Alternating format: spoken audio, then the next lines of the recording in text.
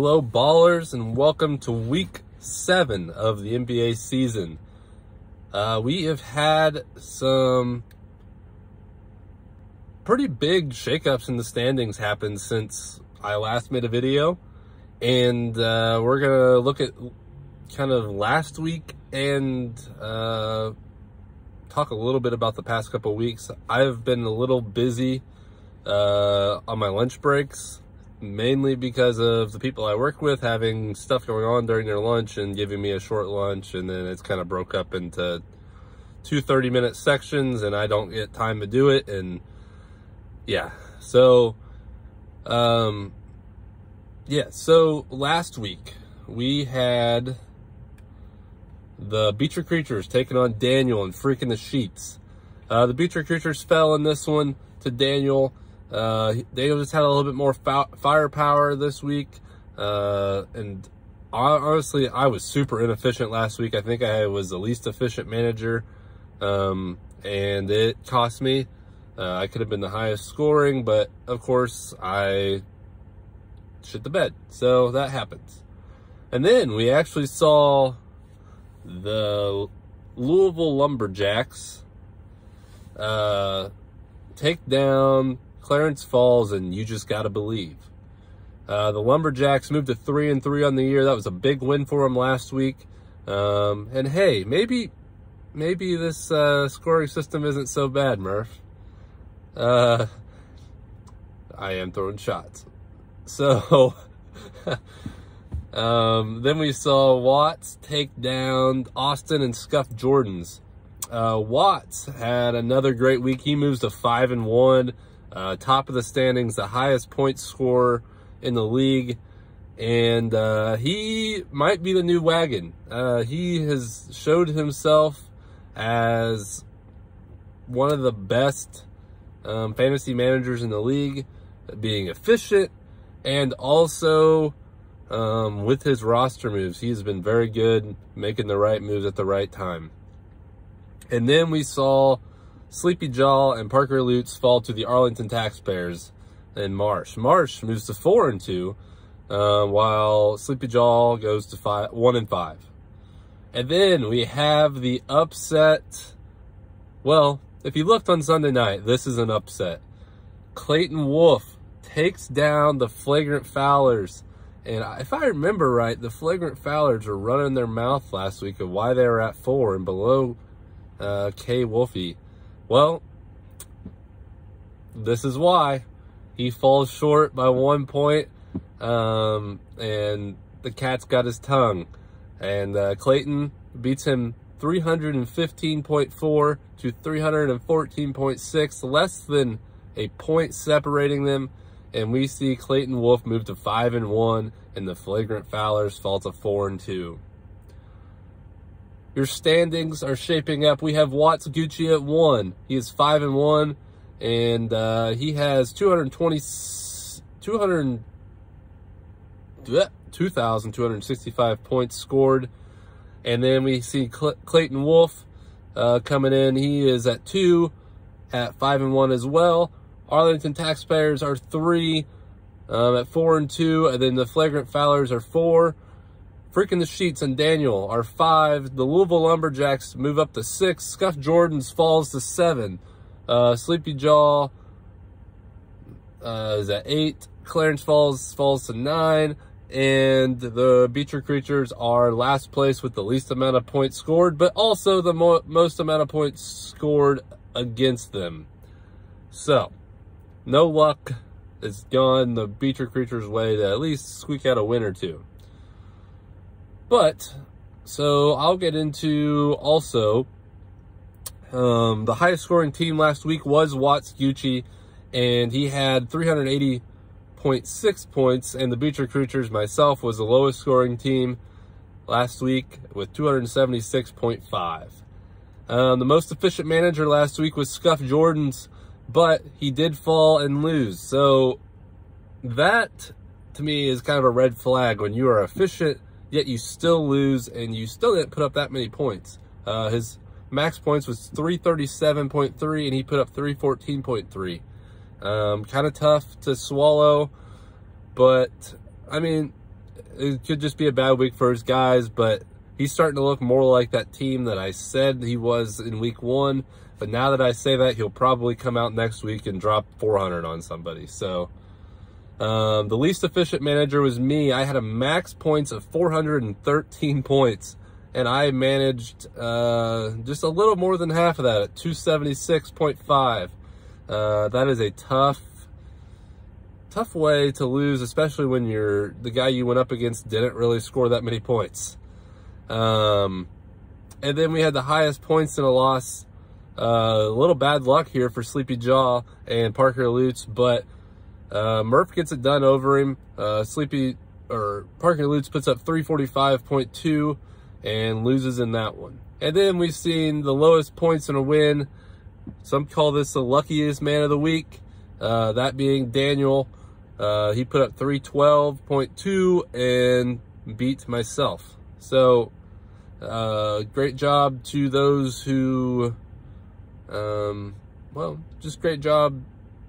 Not really to anybody. That was just kind of the luck things that happen in fantasy sports. So I got to put a big shout out to Murph last week being the most efficient manager. Is that right? No, incorrect. Murph was second most efficient with an 86.7%. And then we saw, it looks like Daniel was third most efficient with an 84.7% on his picks. Look ahead to this week. Let me just pull it up. We see the Beecher Creatures taking on the Flagrant Fowlers. The college roommate matchup of the week. No, just joking. This is going to be a good one. The Fowlers are looking to see if they can bounce back. They have dropped their last 2. They started out 4-0, now they're 4-2. And the Beecher Creatures are just trying to find a groove. They'll probably get dropped 400 points on this week and lose after putting up 320 points. It's just how it always goes when you're Austin Rexford and the Beecher Creatures. And then we have the Freaking the Sheets and Watts Gucci. Daniel and Watts going at it. I think that this will be a really good matchup. Daniel is on a 3-game win streak, and Watts is on a 4-game win streak. This one should be pretty good. I have Watts probably taking this one over Daniel, but Daniel's been feisty, and I wouldn't be surprised if this is a close one come Sunday night. And then we have the Louisville Lumberjacks taking on Clayton Wolf. This one, I still stand by that Clayton has been a little lucky this year, and he's kind of a false 5-1, but he's 5-1. You can't knock a guy that's winning. So this will be a good matchup. I expect it to be another one that comes down to a tight night on Sunday night. And then we have Sleepy Jaw going up against Scuff Jordan's. Scuff Jordan's on a 3-week losing streak, and Parker Lutz is 1-5. So this is kind of a bottom of the barrel, seeing what can happen. And this should be just a fun one to watch. And then we have the Arlington Taxpayers going up against Clarence Falls. This is my hot take of the week. I looked at this earlier in the day. I'm saying it. This is the week that it clicks for Clarence. I'm putting Marsh on alert. He's a new dad, so everybody go wish him, or tell him congratulations in the chat. That we have Austin Marsh, who is a new father, but Clarence is going to come in and show him who's daddy. And Clarence is going to take down the Arlington Taxpayers. I'm putting myself on blast if it doesn't happen, but I think it's going to happen this week. Clarence is going to take down the Arlington Taxpayers. So, now that we wrap it up with that, that moves us into our weekly rankings. Staying at, well, I guess I gotta start at the bottom. Oh, number 10. I am putting Clarence Falls there again this week. He is staying the same. He has just continuously been unlucky and hasn't been able to get over that hump. But I did say it's changing this week. At number 9, I am putting myself again, staying the same. And then at number 8, I am putting Parker Lutz at number 8. Really not much to say about these bottom 3 teams other than I have a feeling at some point one of them is going to get hot and go on a run and maybe work their way up the standings. But right now, these teams are just, they're not getting it done.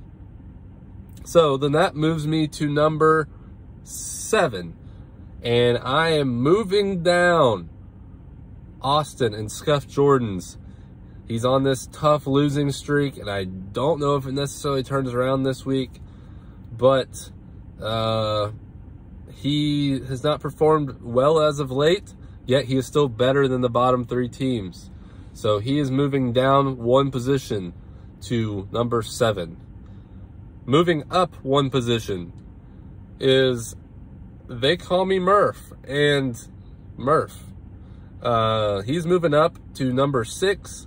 He was at number 7 last week, and he got a nice win last week. That was a win that he was needing really bad, and he got it done, and I can't knock him. He complained about the scoring. We offered to change it, and what happens? He's one of the most efficient managers of the week. So, number 5. I am keeping Daniel at number 5. He had a great win over me last week. But I still don't think that his team matches quite as well up with the top 4. He's at number 5, and he's knocking on the heels of Michael, who I'm putting at number 4 again. He stays the same. And, yeah, so he's staying there. And then who am I going to put at number 3? I'm keeping Clayton at number 3. And I would say this 2 and 3 are pretty much a toss-up right now. I'm putting Clayton at number 3, mainly because I think he's had some luck. And I'll die on this hill that Clayton is the luckiest person I know in my whole entire life. Clayton Wolf is just lucky. And so last week, he eked out a win over Michael. But Clayton is staying in the same spot at number 3, and Marsh is going to be at number 2 this week, staying the same. Big matchup. I believe his matchup this week is the one I said was a big upset, and we're gonna see if he stays there. And then Watts Gucci is going to stay at number 1. Nobody can knock this man off. He is on a tear, and I think that this team is the top right now. He's not unbeatable. He's not. But he has been the best manager so far, and he has put in the effort and time, and I think it's showing as we are getting into the middle part of the season. So that wraps up my week 6-7 recap.